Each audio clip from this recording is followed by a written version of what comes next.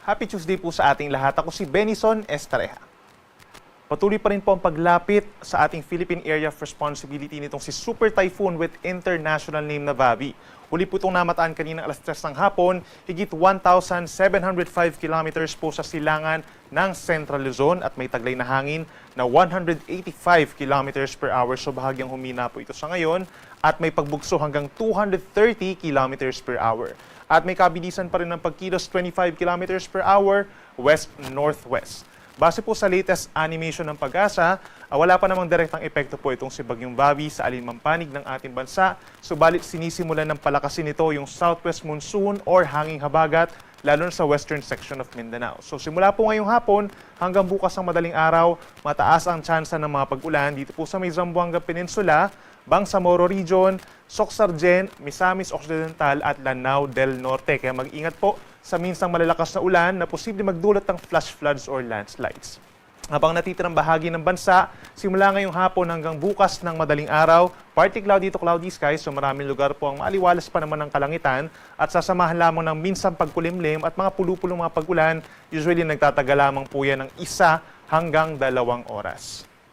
Base naman po sa latest official track po ng Pag-asa, maring pumasok na ng ating PAR itong si Bagyong Bavi bukas ng madaling araw at papangalanan po natin ito na Bagyong Inday o yung magiging pangalawang bagyo for the month of July at pang-siyam naman for 2026. Inaasahang kikilos ang bagyo simula po Wednesday hanggang Friday dito po sa hilagang bahagi ng Philippine Sea, moving west-northwest po hanggang sa maging northwest habang lumalapit dito po sa may pagitan po ng Taiwan and Okinawa, Japan, pagsapit po ng Friday.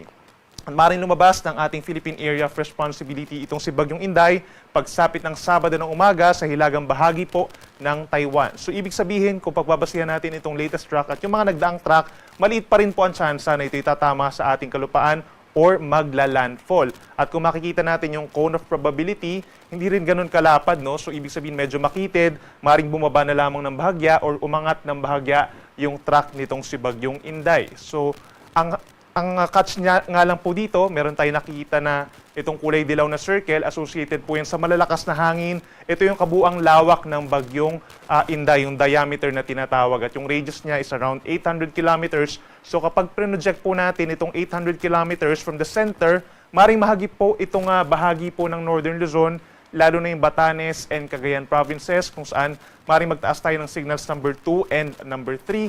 At hindi rin natin nirule out na magtataas din ng wind signal number 1 dito po sa ilang bahagi pa po ng Northern Luzon, and that includes Ilocos Norte, Apayao, Kalinga, down to Isabela, and dun sa may northernmost tip po ng Aurora, possible din tayo magtaas ng babala po sa hangin. At yan ay maaaring maramdaman yung mga pabugso-bugso ng hangin, direktang epekto nitong si Bagyong Inday. Pagsapit po ng Friday, at that point kung saan pinakamalapit ang bagyo, from Batanes, that's around 400 to 500 kilometers from its center. At ang natitirang bahagi ng bansa, knowing po na kapag nandito yung bagyo, madalas po talaga kapag ganitong panahon ng Hulyo ay nagpapa-enhance or nagpapaibayo po ito ng southwest monsoon. Kaya taasahan din po na medyo mahangin at maulan po ang panahon sa mga susunod na araw sa natitirang bahagi ng Luzon, Visayas, and Western Mindanao.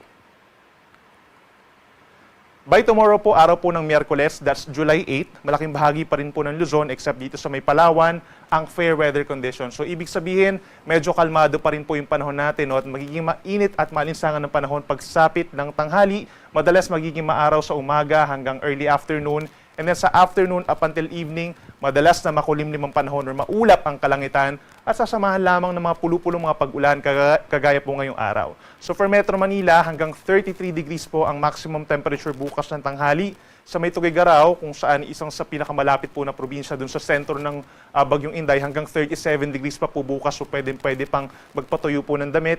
And other areas kagaya dito sa may Baguio, 18 to 24 degrees Celsius. Sa ating mga kababayan po dito sa Palawan, kumukulimlim na po ng mas madalas, ganyan din sa may Western Visayas and Negros Island region dahil sa unti-unting paglakas ng southwest monsoon na siyang ini-enhance nga po nitong si Bagyong Inday. So by tomorrow, more mga light to moderate rains, mas dumadalas po yan pagsapit po ng hapon hanggang gabi, kaya make sure na meron kayong baon na payong. Habang dito naman sa natitirang bahagi ng Visayas, bahagyang maulap at minsan maulap pa rin ang kalangitan at sasamahan lamang po ng mga pulupulong pag-ulan or pagkidlat pagkulog. Hindi po yan tuloy-tuloy at hindi rin naman malalakas. For Metro Cebu, hanggang 32 degrees po bukas. habang sa may Puerto Princesa and Iloilo hanggang 33 degrees Celsius. At bukas, dahil pa rin po sa southwest monsoon, maraming lugar pa rin sa Mindanao, magkakaroon ng mga paminsan-minsang malalakas na ulan. As early as morning, may mga light to moderate rains na po sa may Zamboanga Peninsula, Bangsamoro Region, Socsargen, yung pa rin mga kalapit po na lugar, kagaya ng Misamis Occidental, Bukidnon, Lanao del Norte, mataas po ang tsansa ng ulan, lalo na po sa bandang hapon hanggang gabi. So make sure na meron din tayong baon na payong or kapote kung lalabas po ng bahay bukas at nakaantabay din po sa mga possible advisories and heavy rainfall warnings.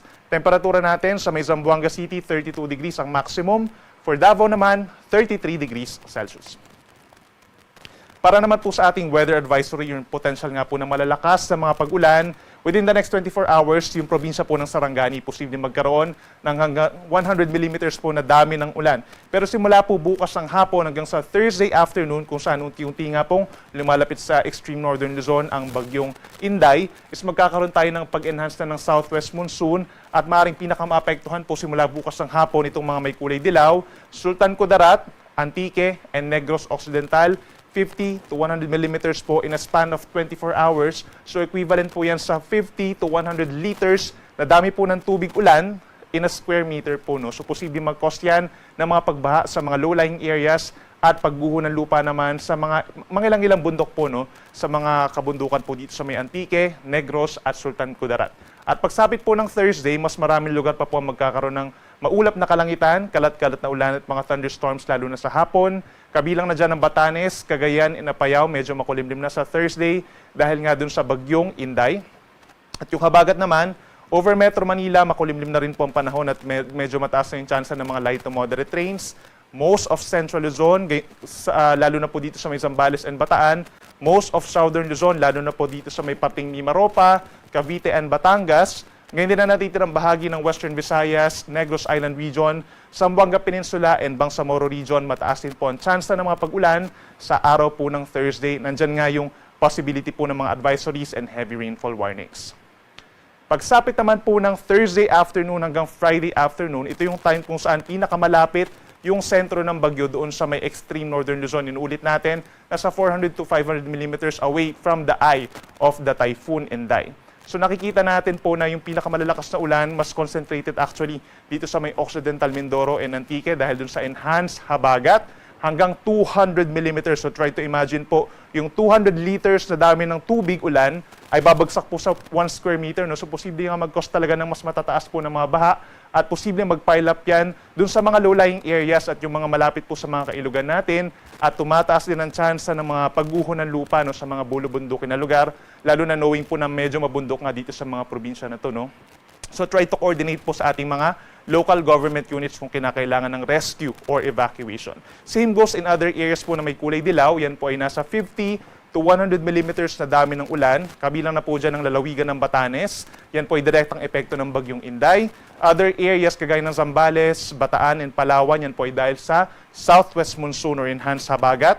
Gayun din sa may Iloilo, Guimaras, Negros Occidental, Negros Oriental, down to dun sa may Mindanao po sa may Lanao del Sur and Lanao del Norte. Kahit sabihin po natin na napakalayo po ng bagyo, ito'y posible pa rin mag-cause yung mga pag-ulan po dulot ng habagat ng mga pagbaha at pagguho ng lupa. At knowing po na konting baha lang dito or konting ulan lang dito sa may parting Mindanao, posible na agad mag-cause po ng mga flooding at saka po mga landslides. Samantala, sa natitirang bahagi po ng Luzon, kabilang ang Metro Manila, sa araw po ng Friday, asahan pa rin po yung mga light to moderate with at times heavy rains. So make sure na magbaon po ng payong sa ating mga papasok sa trabaho o sa eskwela.